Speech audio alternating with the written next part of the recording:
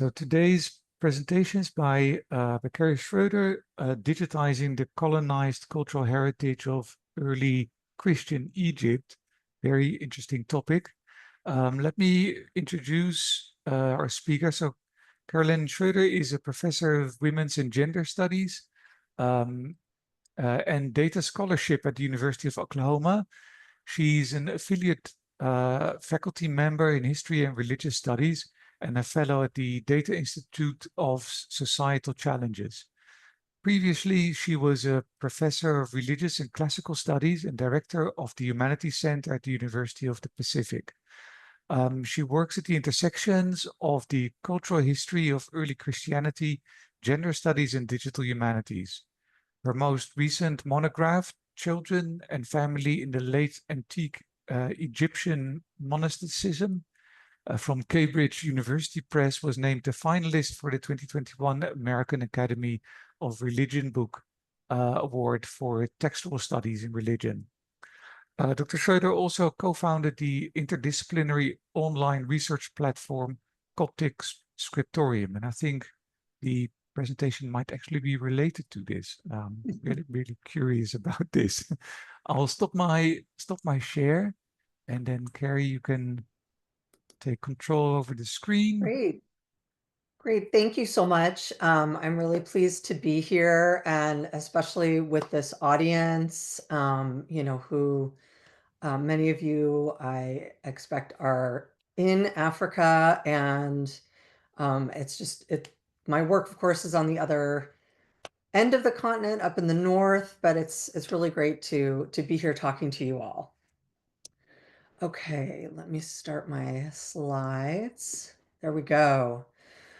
Okay, so yes, indeed, I'll be talking about my project, Coptic Scriptorium today, and I'll be talking about a few of the issues that we've been working with and encountering as we've been building this project. So the project itself is an open source, open access research platform for studying the Coptic language and literature. I guess we started about 12 to 13 years ago. Before I say anything more, I want to acknowledge the current team on the project. Our past team members are also on our website, but especially I want to shout out to Professor Amir Zeldez at Georgetown University, who is the other principal investigator and founder of the project. Dr. Lydia Brower McCollum, who was a postdoc a year ago for us, and our current part-time postdoctoral and digital humanities research specialist, Nicholas Wagner. Those three people especially, their work is heavily embedded in what I'm presenting today. Of course, everybody on the team's work is embedded in it, but their work especially. And so I want to acknowledge that without stuff that they've done, I could not be giving this presentation. So thank you to them. So my talk today will introduce a little bit of the context of Coptic studies. I'll discuss some of the technical and linguistic challenges we're facing and some of our solutions. And I'll talk about collaboration and the role of collaboration in our work, and what's next. I don't know if I'm going to get to ongoing challenges, but right now it's wrapped up in what's next. So to start with the context of Coptic studies. So first, what is Coptic? Coptic is a language that was really prominent in Egypt during the Roman era and was used through the sort of early Islamic period, Middle Ages, Byzantine period, however you want to call that time period, and was used, in written spoken language until, Arabic became the most prominent language in Egypt. It is the last phase of ancient Egyptian, so it is related to the hieroglyphs, and then other phases and of the language like hieratic, demotic. but it's the last one. And again, Arabic became the dominant language after that. And as you can see, the alphabet includes Greek letters as well as 6 letters from the Demotic, which is the phase of Egyptian that was right before Coptic. And essentially, the language is the Egyptian grammar, an evolved version of the Egyptian grammar that has been written down primarily in Greek letters, right? And then these few extra Demotic letters.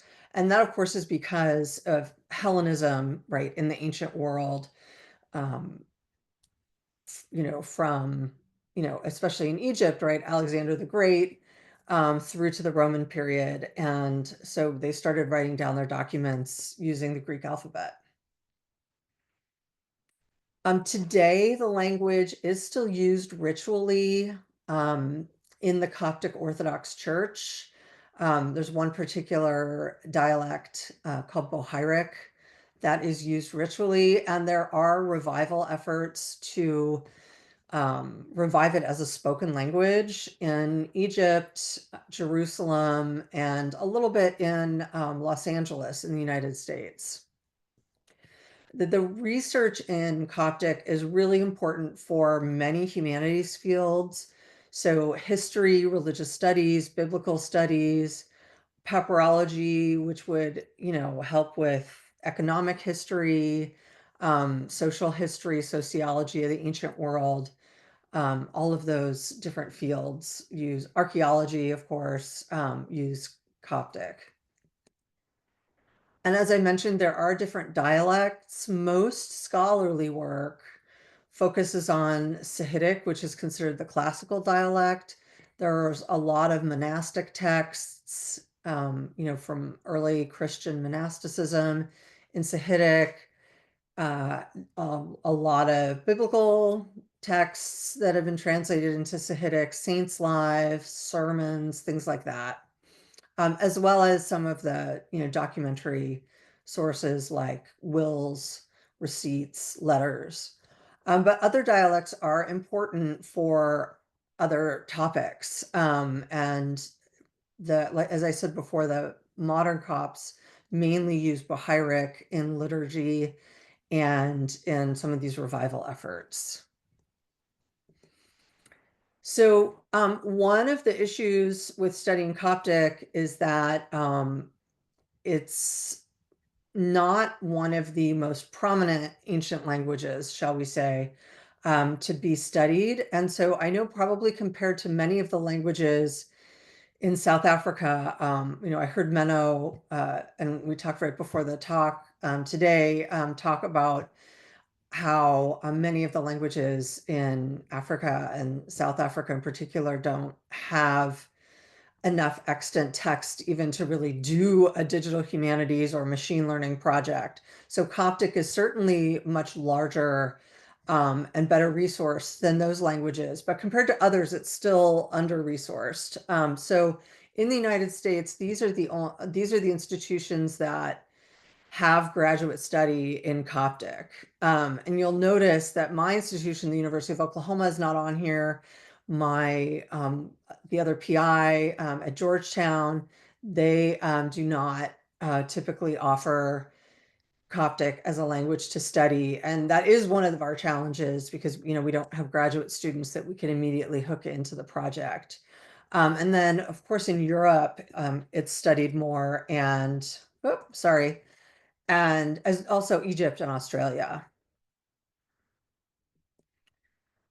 Another issue that we deal with is the legacy of the antiquities trade in Egypt. And so it's likely many of you are familiar with the pharaonic period and antiquities from the pharaonic period being all over the world, the British Museum, the Louvre, the Grand, of course, obviously in Egypt, the major museums in Egypt, of course, but in other parts of the world, the antiquities trade has really affected where artifacts from Egypt now reside, and that includes Coptic manuscripts and papyri.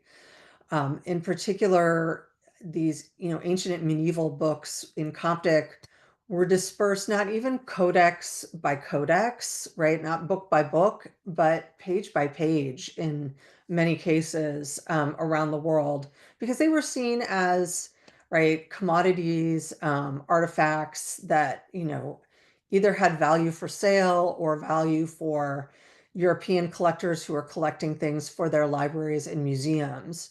So many of the materials I work on are actually in Global North collections. They're not in Egypt. And of course, these Global North collections, many of them are former colonial or missionary powers. So, France, England, um, and other European institutions are the primary ones. And this map is just a visualization of a major library in a monastery in Egypt that it had a lot of documents, codices, but this visualizes just the writings of one author there, one monastic leader and his writings, and sort of where they are today. This is the most extreme example of the problem with dismembered manuscripts. This is just one page of a codex, and it's in at least 4 different places. One is an unknown private collection. It was sold, at auction. One piece is in Vienna at the National Library in Vienna. And then 2 pieces are both in Paris, but they're on completely different shelf marks, which means they're not next to each other or with each other in the library, right? They're in different boxes and locations in the library. And I'd want to highlight the issue of the unknown private collection. This is a big problem. I imagine some of you are familiar with the problem of the ongoing antiquities trade. This is not just an issue of the 18th, 19th, early 20th centuries, when things were sold, taken, sold again, and not tracked, and ended up in private collections, but it's an ongoing problem. And so one example from here in the United States was the Museum of the Bible, which was founded by a very wealthy family, actually from Oklahoma, the Green family. And some of you have may heard of this controversy. They decided to spend a lot of money buying early Christian artifacts and biblical manuscripts and papyri. Um, and when you flood the market with as much money as they did, it's a real problem. So they were finally held a little bit to account in that they were fined and required to return a lot of artifacts and documents back to Egypt and other countries because it wasn't just Egyptian material. Um, you know, Other repercussions of this particular event involved then people forging documents, forging ancient manuscripts to sell to the Greens, because when you throw that much money on the market, people want it. And so there are a number of forgeries that they acquired. And also, you may have heard there was a professor at Oxford who worked with papyri there who stole them, and has been, charged with stealing those papyri and trying to sell them himself, including to the Green family. And only just recently did the International Association of Coptic Studies, which I'm on the board, and I was one of the co-authors of this resolution and one of the people who really pushed for it to pass. Only in 2022 did we pass a resolution on the ethical handling of cultural heritage, encouraging our members, do not publish things without provenance, unless, they've been in a museum or library collection for a long time, in which case you should discuss the provenance. Don't publish things that are in private collections, because that just supports the private antiquities, both legal and illegal market, and so on. It's non-binding. There's no teeth to it. You won't be kicked out if you violate it. But this was, we thought, was the best first step to get something passed that will generate conversation, make people more aware, encourage professors to teach their students, and so forth. And in Egypt, it's a real problem with people, digging up sites illegally, and criminal enterprises being involved, and violence. And so we felt this was a real moral imperative to at least say something. I wish it had teeth, but baby steps. So the project goals for my project, Coptic Scriptorium, that's kind of the context. We try to provide more access to Coptic literature through digitization. We also want to enable computational research using the language, provide context for the material we digitize, including both, significant metadata and very rich natural language processing annotations. And part of the purpose is to address some of the challenges of the legacy of colonialism, the antiquities trade, and those enduring entanglements. And so one of the questions, I have asked myself, I won't speak for the team on this, but myself, is the project anti-colonial, post-colonial, decolonial? We're creating this digital library where we bring together documents that would not be together anywhere else, sometimes not even in print. Some of the material we have has never been published. And, it's still, I think, impossible for us to escape those entanglements of colonialism and the antiquities trade in Egypt. The lost knowledge of lost pages, the issue of language knowledge, even in Egypt, and the diaspora. Obviously the repatriation, which is a key part of, anti-colonial, decolonial work, working with material culture, repatriating these codices that are in Europe, the United States, Russia. I mean, it's just not happening, right? So, it's hard to escape these entanglements. And just even asking, what would decolonizing a corpus digitally even look like or mean, since the physical materials would still be in these global north, primarily in global north repositories. And when I gave a presentation at the Global DH conference, somebody in the audience suggested we consider our work as kind of reparative work, reparative justice work, rather than decolonization. And I think that that person is providing a good framework for thinking about it. So that is the context of what we do. And now some technical and linguistic challenges that we face and how we are addressing them. So the things we do involve creating natural language processing tools. It's the scope from, word segmentation, tokenization, to entity recognition, syntax trees. And we provide digital editions of the texts, that you can read them in a platform to read them, as well as to search the texts and annotations. We had to build our own annotation environment for the project. And we also have an online dictionary that I'll talk about a little bit more in a few minutes, with partners in Germany, linked data, optical character recognition, and other stuff that's on our site.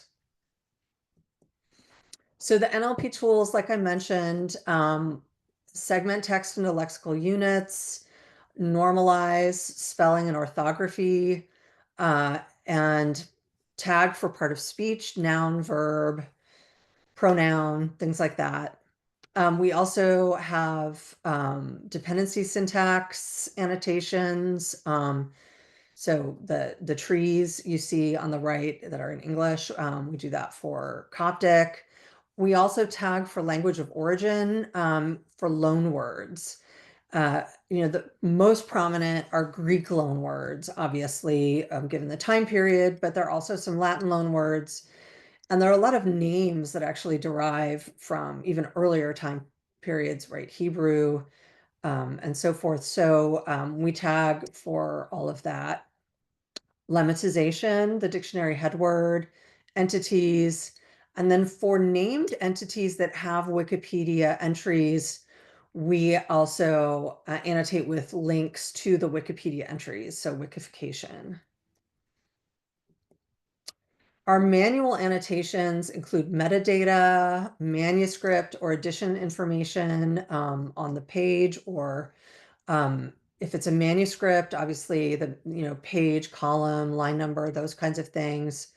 But we also do OCR, have OCR'd some out of copyright print editions, and then that would have page numbers of the edition. And we also, our corpus has digital editions from other projects that we still need to manually, in addition to the natural language processing, manually annotate a bit. Translations are manual. We obviously annotate for any lacunae, gaps in the text, other editorial notes. So as I said, Coptic is still considered a low resource language. Before we started work, there were no open source natural language processing tools for any phase of the ancient Egyptian language, much less, Coptic itself. There was one professor in Canada who did develop an NLP tool for Coptic, but it lived only on his laptop, and he sort of nursed along this laptop for decades until he passed away. But that's the only NLP tools we know of that existed before our work. And there were very minimal prior lexical resources, digital resources. There's a huge print dictionary that had not been digitized, and 2 prior open access databases, but that were limited in their scope. So one only worked on PCs, not on Macs or other platforms for computers, and it didn't have very many documents. And they ended up being a partner with us and sharing their documents with us. And then there's a massive project for documentary papyri, which is huge, but the documents are basically wills, letters, receipts, these sort of shorter documents of daily life, which are wonderful, but it can be difficult for some forms of computation because the spelling can be weird, the grammar can be weird, the way the XML they use is implemented makes it a little difficult without more manipulation for computation. And it's a fantastic project to provide digital editions, but that is a little different than what we do. And we also are faced with a very small population of language users who are mostly academic at this point. So it took 12 years for us to get our database up to 2.2 million words or tokens. There are probably more tokens than there are words for various reasons. Sometimes letters are annotated and end up counting as a token, for example. And that sounds to me like a lot of words, but I know, for modern language data sets, for very prominent modern language, I mean, this is small. This is still small. So one of the issues we face in digitizing and making material searchable is word segmentation. So Coptic is agglutinative, like you can think of it like Legos, where there are bound groups of text that can have multiple words and parts of speech all together, bound together into one text group that are called bound groups. So, hopefully you can see, even if you don't know Coptic, you can see like that first example with different colors. There are 6 different lexical units in one group of text, right? That translates to "since I became a monk," right? It's not one word, it's multiple words and multiple lexical units. And also in manuscripts, at least, it's continuous script, right? There's no spaces even between the bound groups. In print editions, there are spaces between bound groups, but previous print editions, and sometimes even current print editions, depending on the school of thought of the scholar, use different ways to bind, have different, have believe there is a different way that the language is bound together. And so some of those are not linguistically coherent. For example, we bind all adjectives to whatever follows the adjective. We think linguistically all adjectives are bound. But for some, scholars, a very, very long adjective, like a word that's very long, maybe from Greek, they won't bind that. And that makes it harder for our NLP tools because then there are all these unexpected things. So, a very core level, the first thing that needs to happen is segmenting into words or linguistic units for search. And we need to either transcribe in the right way, or, um, you know, try to fix previous print editions so that it follows, our understanding of bound groups. And the solution for us is, having a lot of humans in the loop, manual review of word segmentation before any additional natural language processing. You can imagine if you don't segment the words correctly, the lemmas are going to be wrong, right? The part of speech is going to be wrong. Everything filters out from there. And we always try to feed back our really high quality and manually annotated, or at least checked text back into our machine learning tools to continually improve them and train them. And we ended up building a script for those older editions so that we can pre-process them to make it look more like what our NLP tools expect. It's not 100%, but it helps. It helps to make things more accurate. So word segmentation requires we need to know what a word is. And this sounds very basic, but it's actually an issue. So for example, I have a word here, erkrea, which means to need. And it's a verb. And literally it's 2 words, erkrea, do, need. But it only functions really as, linguistically as a combined unit as a verb, right? It's not a verb and a noun. It functions in the, linguistically as a verb. And so do you count this as a compound word or 2 words? And different scholars may have different views on this. We regard it as 1 word. But others may not. So another example are these Egyptian prefixes.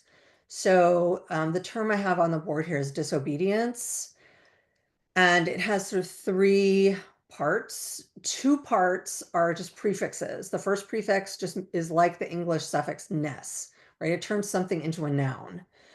And the second unit, it means not. It just negates whatever it's before.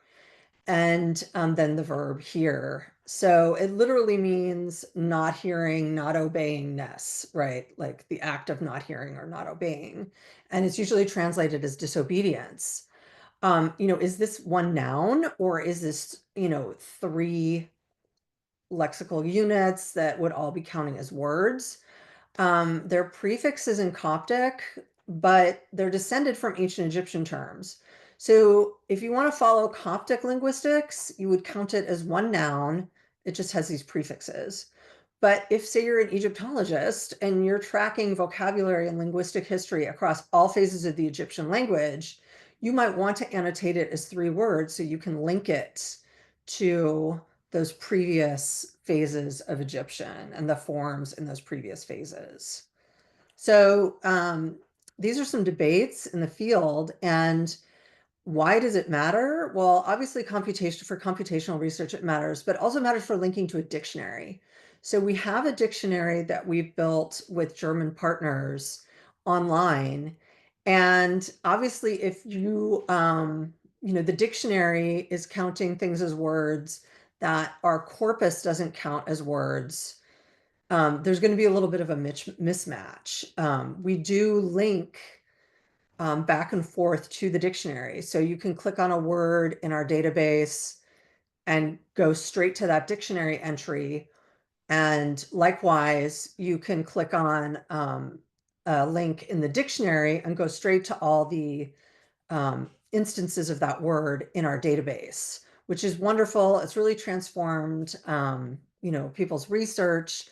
But there are some mismatches because our partners who created some of the lexica had a different idea about what counts as a word than we do. So there are some mismatches. It mostly works, and we've done some mappings and some added some things in to make it work better. But it's, for computational work, knowing what a word is actually really important. So yeah, here's the example of a dictionary entry where you can click on that.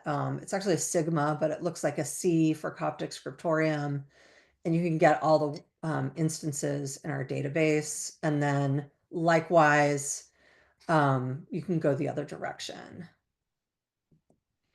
So just a little side note about some other things in our dictionary that are kind of fun. For most entries, we've added basically a kind of n-grams map where you can see the main word for the entry and the 2 words that usually precede it, and then all the different words that subsequent to it. And the thicker the line means the more common that path. We also provide word frequencies from our database, and that you can click on that number and the arrow 1 to 9. That will give you frequencies. And you can also look at collocations of a word in our database. Oh, and then last, down at the very bottom, for our entity recognition, we've included the entity types in dictionary entries. And so this is an abstract entity. So we represent that by a cloud because it's abstract. You also, for Greek loanwords, we provide a link to 2 of the major online Greek dictionaries, Perseus and Logeon. And we pull example usages of sentences from our database of corpora as well. So you can see some examples of how the word is used, and the URNs there will link you back to that document. So one of the things we face really early on, in addition to issues of words, is that databases are really good for searching and querying. But if you want to read a work from start to finish and not just query, right, you need some form to read it. And this is especially important for fragmented works where, if you've digitized one fragment of a codex and then you digitize the next fragment in a different document because it's in a different, say, repository, or maybe there's a break between them. You want to be able to put them together to read them, front to back, essentially. So we also built a platform for reading the text. And this is all just the same data model, the same base data that goes into our database. We then, take certain aspects of the data and visualize it differently. So you can see what it looked like in the manuscript. You can read a normalized version like you would in a book, a print edition. And you can go forward through a text if it has multiple documents. we ended up putting a metadata field to order them, so it's really easy for readers to read things in order. We also embarked on a project for OCR this last year, because manual transcription is laborious, and there are out of copyright print editions that people still use for research. They're old, but we still use them. And we decided we wanted to OCR those. So we decided to skip handwritten text recognition because the manuscripts all have different hands and formats, and you just train a model on one format and then you'd have to move to the next one because you don't have that many um, pages that are that format and that hand, right? So it seemed not practical for the current status of handwritten text recognition, but we did develop an OCR model for several different fonts of print editions. And we decided to use a pretty, I mean, it's not the most high-tech version of OCR, but there was an existing model built by Coptic researchers several years ago that we could refine and train on multiple font types. So it's OCR for all. It's very, very good. Um, and it's built by researchers and it's free and you could put it on your own server. And those were all factors for us. We wanted to be able to control what we were doing. And we needed something that was free. And we got pretty good results. So by the end of our postdocs year, we had 99.28% accuracy on one particular font type from print editions. And we had good accuracy on others. That's just an example. So that was my longest section. I just wanted to spend a few minutes on issues of collaboration. First of all, our team leadership is interdisciplinary. So the other PI, Amir Zeldez, it has a PhD in linguistics, and he specializes in computational linguistics, and he has programming and NLP experience, lots and lots of languages. And I know the manuscripts and the history. I have some tech knowledge, but Amir and sometimes his graduate students have done most of the programming that you've seen here. Our community of Coptic digital humanities is growing, but still small. And so projects tend to specialize in their thing, and then we collaborate across projects rather than everybody reinventing the wheel. And that's worked out really well. So, for example, we've used some of the papyri from the Papyrus project. The CMCL is a legacy project founded by Busa Prize winner Tito Orlandi. He gave us his digitized lexicon that included parts of speech to use that at the very beginning, and it cut a year off of our development of the project. It was phenomenal. And then more papyri, we collaborate with the Coptic Magical Papyri group. The German partners who built the lexicon, they built the XML, so the digital edition of the Coptic Old Testament project in Göttingen, the Thesaurus Linguae Aegyptii in Berlin, built the Egyptian Coptic words lexicon, and then the project that's the database and dictionary of Greek loanwords developed the lexicon of Greek loanwords. And so then we put those lexica together to build that interactive interface that includes the features I showed you. So also other projects have contributed text to us that we now have annotated on our platform. And metadata about the manuscripts. We get a lot of this from another project in Rome, Paths, and we link to their entries about authors, manuscripts, works in our metadata, and then they, in those entries, link back to our database and the relevant corpora for those entries, which is really cool. We also have important relationships with the heritage community in Egypt and the diaspora. There's some major diasporic communities in the United States, in Los Angeles, Chicago, New Jersey, and a nonprofit Coptic organization, the St. Shenouda Society, is one of our research partners. And we have volunteers from Egypt and the Coptic diaspora who contribute to our project. And also we have people on our advisory board. So that's been really important. So the major ongoing challenge we have is really labor, checking NLP annotations, adding the metadata, transcribing, post-processing on OCR. Probably none of these things are surprises to folks who are already working in digital humanities. I'm guessing many of you encounter these issues. And we don't really have graduate students or even undergraduate students who can work on the project. And we don't have the money for a dedicated programmer.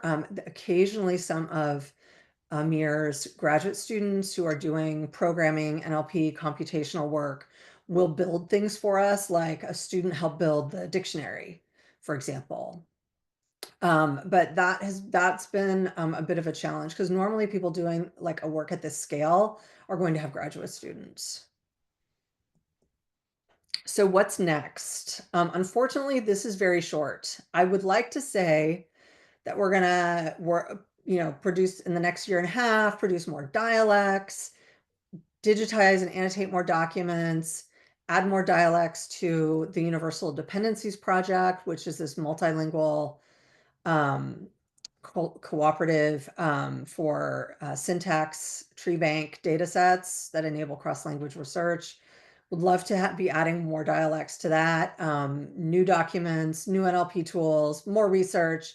But unfortunately, you may have heard of an entity in the United States called Doge, which is Elon Musk's sort of backdoor non-governmental agency that's been treated like a governmental entity by the Trump administration. And Doge canceled our grant and canceled almost every National Endowment for the Humanities grant in the United States. So the National Endowment for the Humanities is the major humanities funding governmental humanities funding institution. There's also a similar one for museums and libraries, and both of those have been gutted.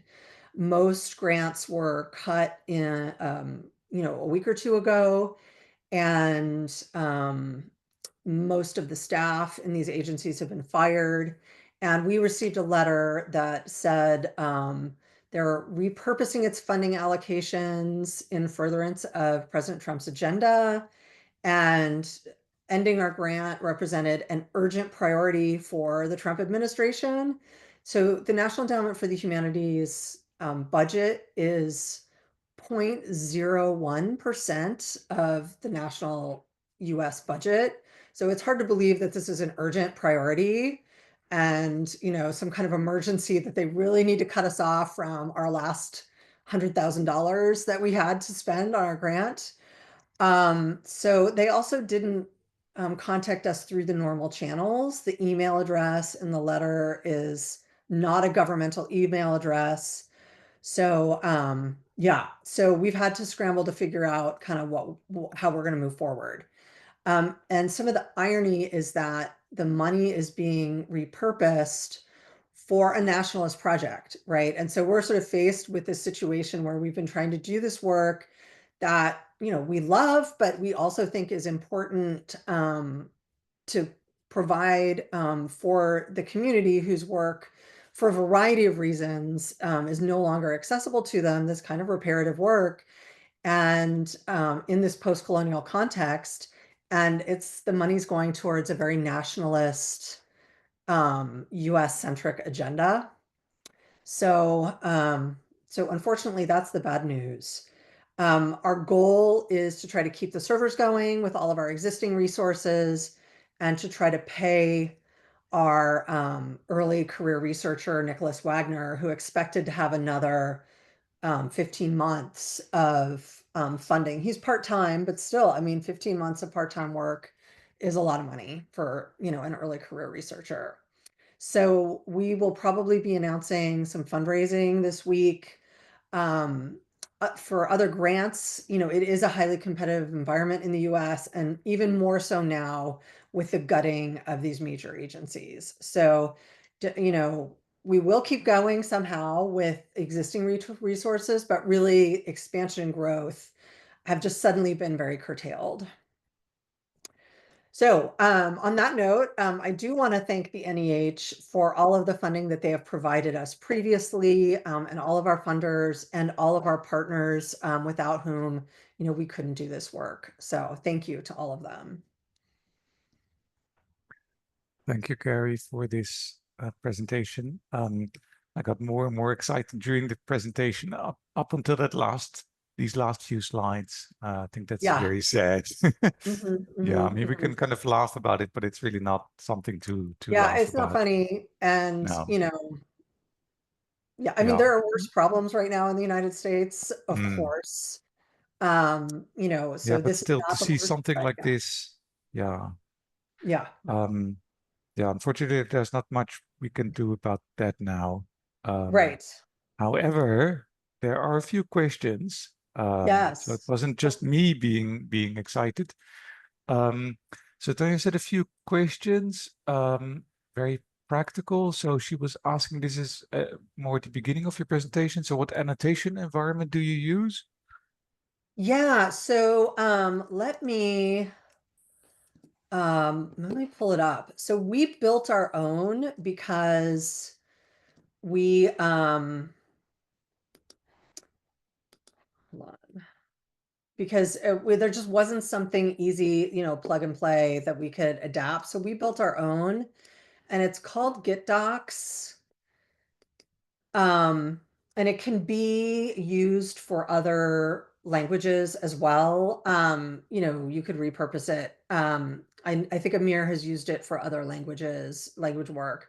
But we built an XML editor. There are a couple different modes. There's an XML editor. And then there's a spreadsheet that after the natural language processing tools are run on the XML that's been transcribed with the, um, especially information about manuscript edition tags, we run the NLP tools, and that pushes it into a format of a kind of a grid that we use a spreadsheet tool for. And then our entity um, annotation is built right in. So as well. So there are kind of three different platforms. And then there's also metadata, the little page icon after each document is telling me whether there's metadata. And if it's green, everything validates. And if it's red, there's something that's not validating. So yeah, so we built our own. That looks pretty cool. And yeah. Cool. Thanks. She Sure, also had but another. we built it on top of, I should say, we built it on top of Mhm. existing open source tools. Like we adapted, we took an open source, text editor and, plugged that in as our XML editor. We took an open source spreadsheet, the EtherCalc, and we plugged that in as our spreadsheet. So we really try not to build things 100% from scratch if we don't have to, if we can adapt things. And that's enabled us to do things more quickly. Um, Thanks. She also had a question related to the bound groups, if there's a consensus. so, um, so the real issue is that about about 25 years ago, um, maybe 20 years ago, I can't remember exactly, but a prominent Coptic studies professor in the United States named Bentley Layton published a new grammar for Sahidic, especially. And we follow his rules on binding and what bound groups are because we think it's the most linguistically sound and very rule based. And so the NLP tools can follow.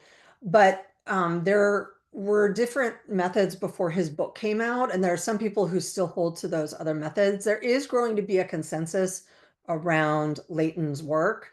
So I would say the situation now is different than it was when we started, where there was still a little bit of disagreement on what gets bound and what isn't bound. There is some indication in manuscripts, like, there's some particles that only go after a word, right? And you see in Coptic, it ends up being a bound group, right? And so you can see in the actual text some of these notions of binding because particles can only go in certain places, for example, right? So it's it's sort of a long, it probably requires a longer explanation than anybody wants. But there is growing consensus, which is very helpful to us because then more material that people might donate or volunteers who might transcribe are doing it in the same method that we've trained our tools to recognize. Very cool. Thanks. I see HP has a whole explanation Oh, there. Do yeah, you perhaps yeah. want to explain or summarize HP?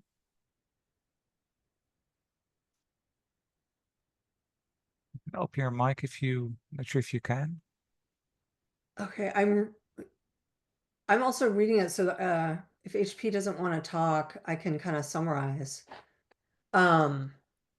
Or is unable to. The issue is dialects and people probably associating Coptic with Gnosticism and the Nag Hammadi library that was discovered in Nag Hammadi, Egypt, earlier in the 20th century. Yeah, that's probably the most common um, knowledge about what Coptic is through Gnosticism, because Gnosticism has this whole popular culture um, afterlife to it. And yeah, and so the alphabets were, the alphabet is primarily Greek with some Egyptian letters. And yeah, I mean, in the dialects, there are some different letters, some different characters. So there's a character in Bohairic that does not appear in Sahidic.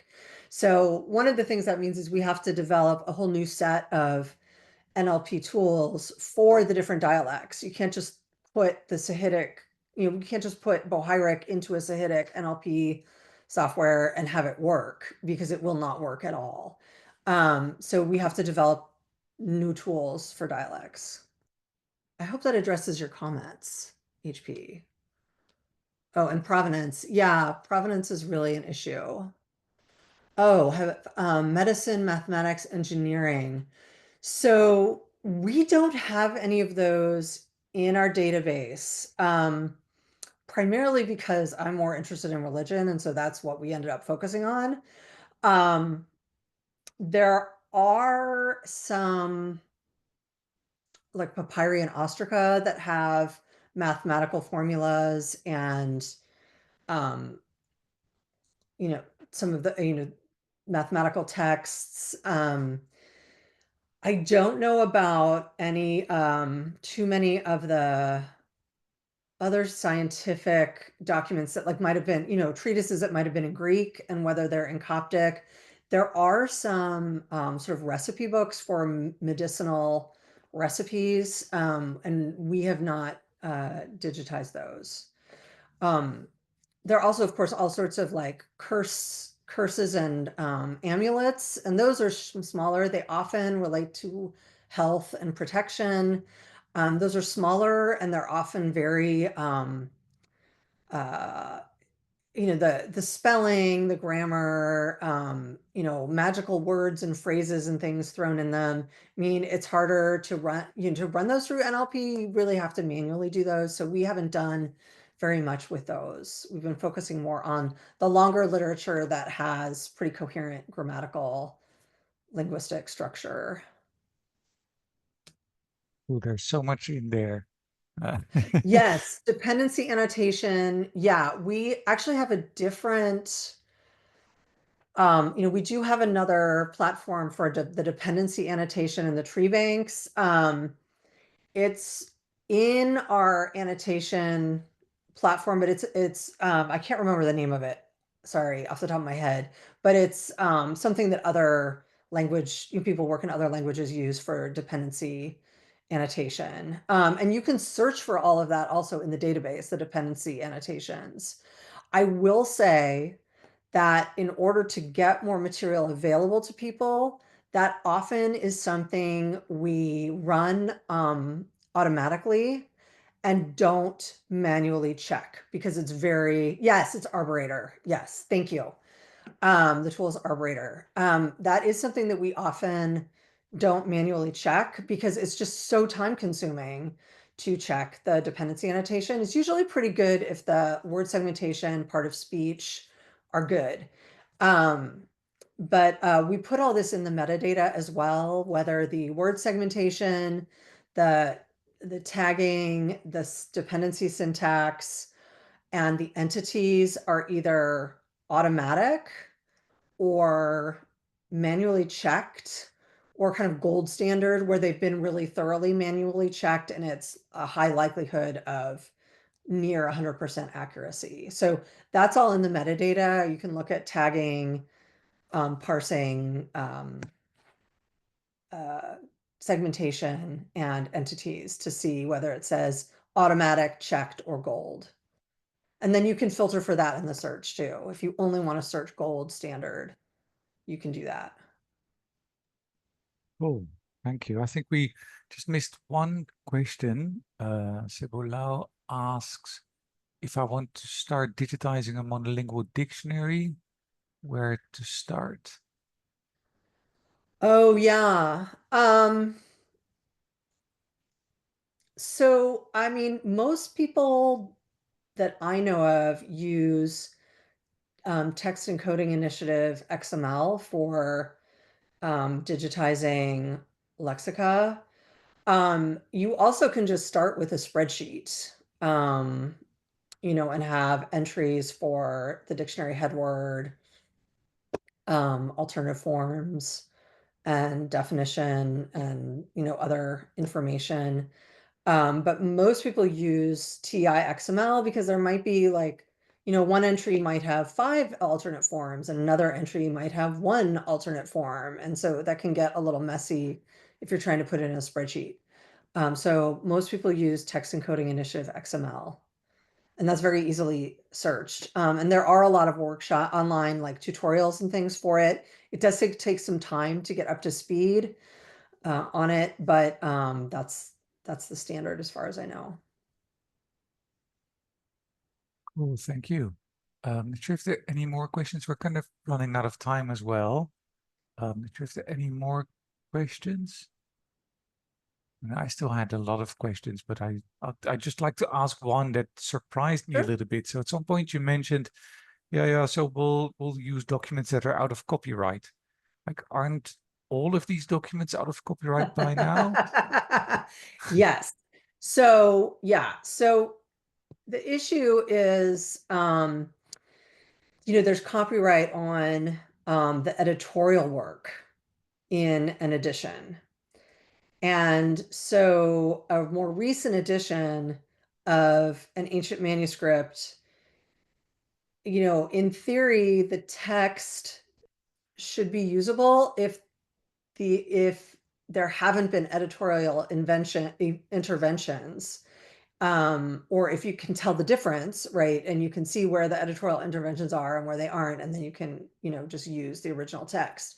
But it's a little slippery. So when we first started working, we also didn't want to irritate anybody it's a small community. It's a very small community.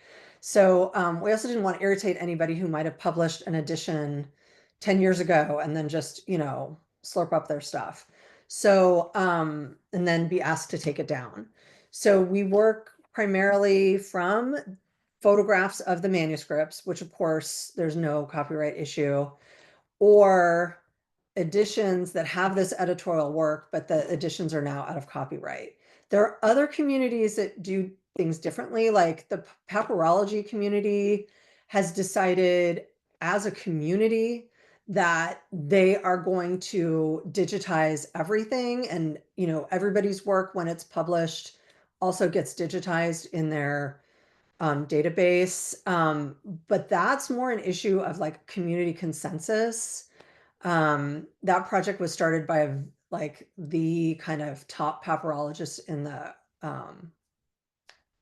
it's certainly in the US, but one of the top in the world. And, he was sort of able to pull together the community and say, this is what we should be doing. And then our work didn't really come about that way. I was not as prominent a scholar when we started, and there was some resistance to some digitization issues. And so we decided we would play it safe in this way. I think now, if we were to start it now, there might be a better way to get community consensus like the papyrologists were able to.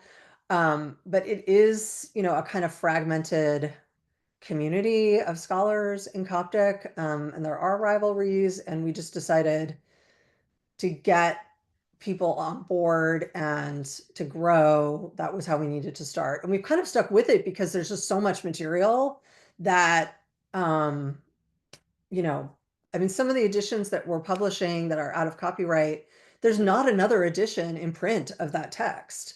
So it's what people use. And there's just so much of it for a small group that we haven't ever revisited like more recent editions. Yeah, thanks. Really interesting. Um, I don't see any additional questions. People thanking you for an interesting talk. I really, Thank really enjoyed this you. as well. Thank you. They were great questions. Just really, it's a great audience. So thank you so much. Okay, now thank you for your presentation. And I think we'll then close off here. But again, thank you so much for this presentation. Sure, sure. Thank you for the invitation.